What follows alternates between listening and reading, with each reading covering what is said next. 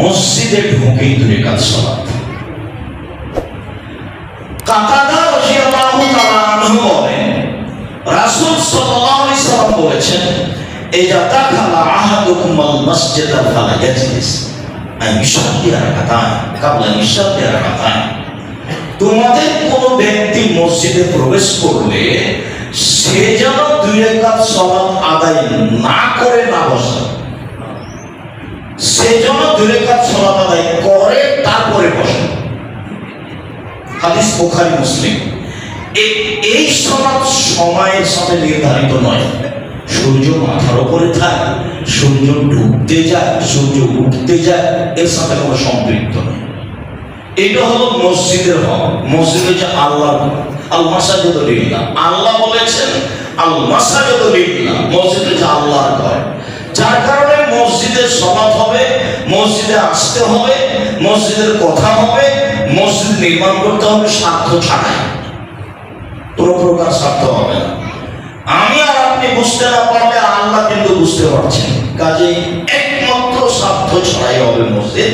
আল মাসাজিদু লিল্লাহ, মসজিদ আল্লাহর, মসজিদ আল্লাহর, আল মাসাজিদু লিল্লাহ, মসজিদ আল্লাহর ঘর।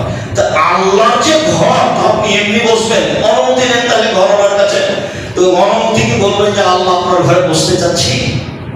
এইটা কি হবে? মানুষ কি সেখানে কথা বলতে পারবে? মানুষ থেকে কথা বলতে পারবে না। নবী ছাড়া আল্লাহর সাথে কেউ কথা বলতে পারে না, তো জিবরাইলের মাধ্যমে সরাসরি আল্লাহ কথা বলেন মুসার সাথে। মুসা, জুতা খুলুন, আপনি তো পবিত্র স্থানে আছেন। তো আল্লাহর সাথে কথা বলার পদ্ধতি কি? 2 রাকাত সালাত। 2 রাকাত সালাত আদায় করো। এখন অনুমতি হয়ে গেল, বসে।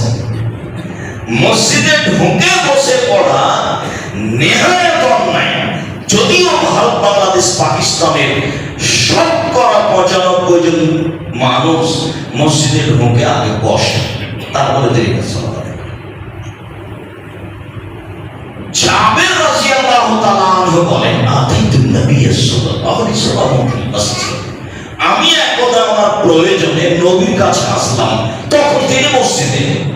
আমি জাবের একদা আমার প্রয়োজনে নবীর কাছে আসলাম, তখন তিনি মসজিদে। তবে মসজিদে আসতে তিনি বলছেন, সাল্লি রাকাতান। জাবের 2 রাকাত সালাত আদায় করো, 2 রাকাত সালাত আদায় করে বসো। জাবের রাদিয়াল্লাহু তাআলা আনহু বলেন, আল্লাহর নবী বলেছেন, ইযা দাখালা আহাদুকুমুল মাসজিদা ইয়াউমাল জুমআ ওয়াল ইমামু ইয়াখতুব।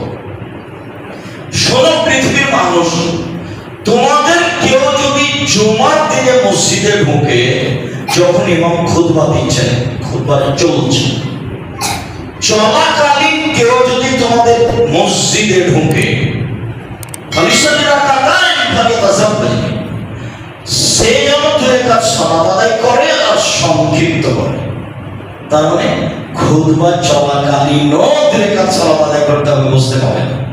স্বাভাবিক টাইমে তো বসতে পাবে না, পাবেই না।